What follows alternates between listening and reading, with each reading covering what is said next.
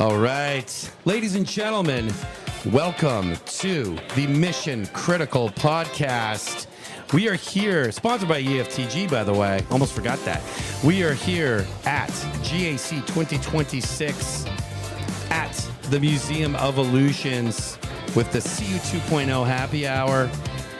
I am Jonathan Taylor, JT, from Bank Social and CU Spotlight. And with me, I am David Dean from EFTG. All right, David. And with us here is our next guest. We've got Saeid Kian, founder at Ribbon. Welcome. Thanks so much for having me. Absolutely. Absolutely. How are things going so far with this GAC 2026? It's Sunday, so it's supposed to be first day. I think it's second day for us. Yeah. And we're off and running. How's it going? Oh, it's been incredible. A ton of energy. I can't tell if it's day one or year one of GAC. Sometimes you go through a whole day of talking to folks, interacting. I think the energy's been incredible. The people so far, I think, have really leaned into it. This is always one of my favorite conferences of the year. It's also one of the most tiring. Yes. So I can tell I'm just trying to treat it like a marathon. This is the marathon. This is the Super Bowl. That's right. Of the whole thing. So thanks for coming on. We really appreciate it. Yeah, awesome to meet you. When I think about the problem that you're solving, I think about this is a problem that credit unions are very, very aware of. Now, as you know, at EFTG, we love founders and entrepreneurs and the stories behind the businesses. Right. Talk to me and JT a little bit about that moment, that aha moment that every entrepreneur has. You see this problem, you know it has to be solved, and then you feel like you have a unique way of approaching a solution. Talk to us a little bit about that moment. Yeah, my aha moment was unfortunately born of a pretty tragic circumstance. So a little context setting is I started off my career abroad. I moved to Southeast Asia almost directly after graduating.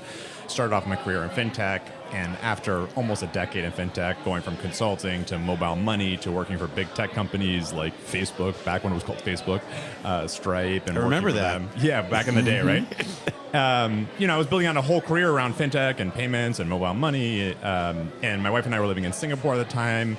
2020 rolls around, COVID hits, and on some random boring Tuesday, my dad calls me and tells me he has stage 4 pancreatic cancer. Oh, I'm so sorry. And, for anyone who's familiar, pancreatic cancer is a really, really tough one. Mm-hmm. You tend to catch it when it's really late. The diagnosis is almost really bad. It's a question of when, not if. And so my wife and I knew this essentially right away. My dad knew this, and it kind of shook our whole world. So making a very long story short, we decided to go home back to Virginia, where I'm originally from. We move in with him, take him to chemo and radiation, just try to do whatever we can to support him and help him out as family. Unfortunately, nothing works. The cancer keeps spreading, and he decides to go the hospice route, and we're all as a family very supportive and decide to go the hospice route for our own decisions. And we had time, we had the ability to, if there's one part of this whole process, is the blessing that comes with time. It's not like we got a phone call one day, and it's not like, things happen suddenly. We had the ability to add me as a beneficiary to accounts. We had the ability to do last father-son trips together. And eventually he passes away. It was a really hard time for me. It was a really hard time for the whole family. And after this, I would say within 24 to 48 hours, like almost immediately, while we're still in the grieving process, just hit with the logistical nightmare that comes with losing a loved one.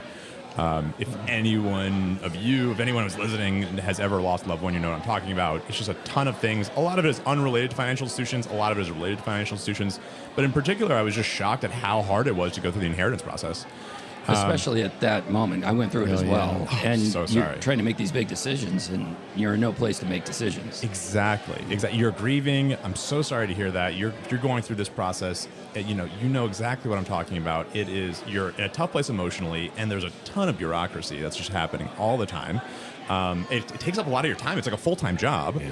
And again, I'll make a very long story short. It took me 5 weeks just to go through the inheritance process per institution as a best case scenario. Some of them took more than a year. Gross. And it's, I had to go visit in branch. I had to go to, on the call center with the phones for hours on end. I won't call anyone up by name, but it was not fun, right? And at the end of this, they literally just wrote me a check. And I was sitting there thinking, like, you just gave me an awful experience during the worst period of my life.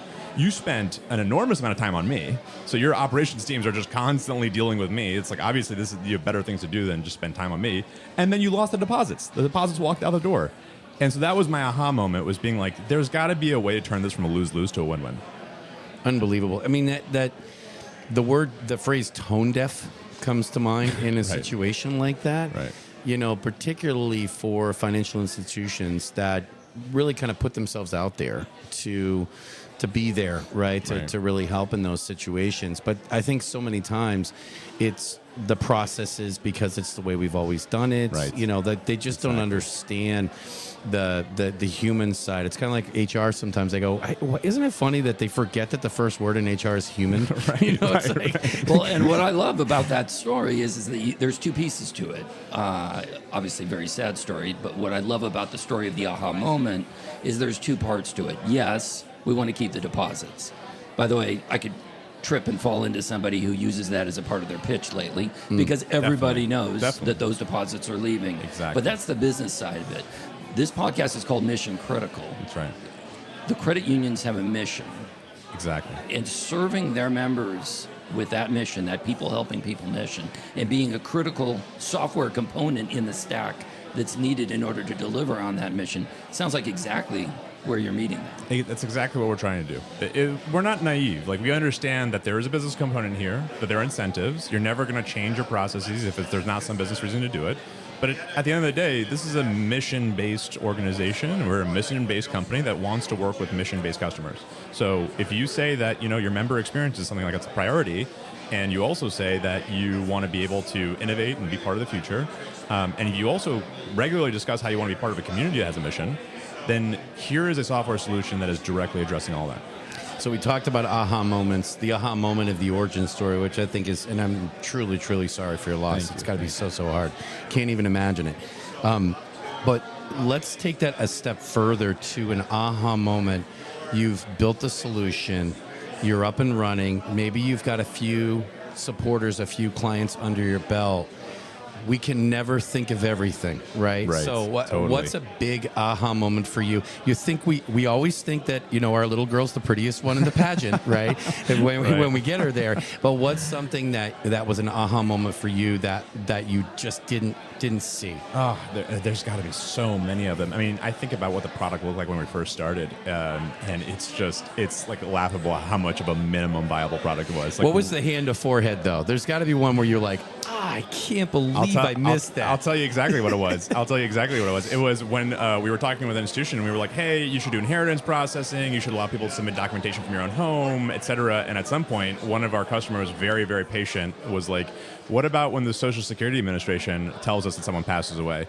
Which is a very common experience for any financial institution, because people get their Social Security payment check, and the moment you pass away, the SSA finds out. They want to stop sending those checks out to someone who's deceased. Very common, normal process. It's a really, really great and efficient way to do this, and they get alerted that someone passes away. We were like, we'll get back to you in 2 weeks. We hadn't even thought about the entire, yes, exactly. We were like, oh crap. Like, oh yeah, Social Security, that's a meaningful part about what's going to happen with the financial institution. Yeah. And that was a classic moment of, you know, you get so into it, I was thinking so much from my own perspective. I was thinking so much of, you know, we held focus group discussions with people who lost loved ones. I was thinking from their perspective. Right. And so we came up with a really, really awesome MVP that solved for them, but then we talked to financial institutions, and they were like, that's great, but we're going to need X, Y, and Z too. I love that. Yeah, that's a big part of a B2B to C solution, right? Is you kind of have stakeholders in the middle and at the end. And you all know collectively you're aligned with your customers and that you need to solve the problem for the end user, which is the member. Right. But they have some operational needs and other functional things that they need you to solve for them at the credit union as well. Oh yeah, I'll give you another one too.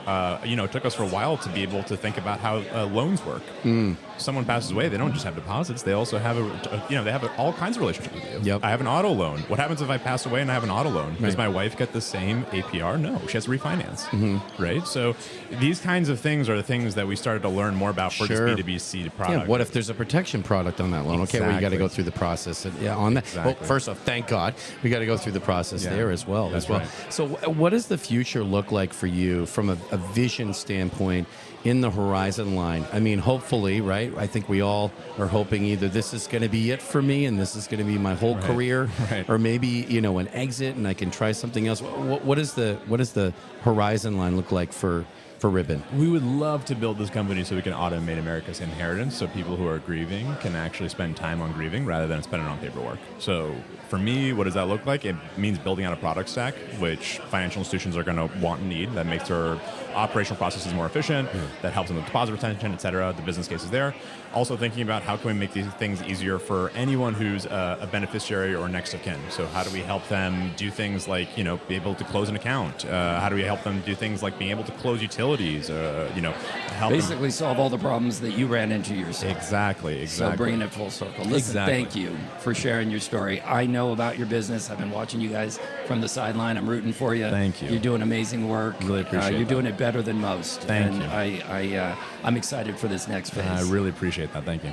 Well, and to use a metaphor, thanks for snipping all those ribbons of difficulty, cutting through the red tape, so to speak. Hey, if somebody wanted to reach out, learn more, or just connect with you and maybe pick your brain as a founder, where would they go? Feel free to go to our website, trustribbon.com. You can always reach out to us there. Also, I'm always happy to put out my email too. It's saeid@trustribbon.com. So I go through all my emails. I go through everyone who reaches out. I do my best to try to respond to all of them. If I don't, please don't take it personally. I do my best I can. But feel free to reach out or go to our website. I love it. I love it. Saeid, thanks for coming on. Thank you. David, we'll see you on the next one. And listeners, thank you for staying with us on this mission critical podcast journey, sponsored by EFTG. Shout out to CU 2.0 at their Museum of Illusions happy hour here at GAC 2026. There we go. That was close. It's first day, too. That's usually a Wednesday mistake. We'll see you guys on the next one. Take care.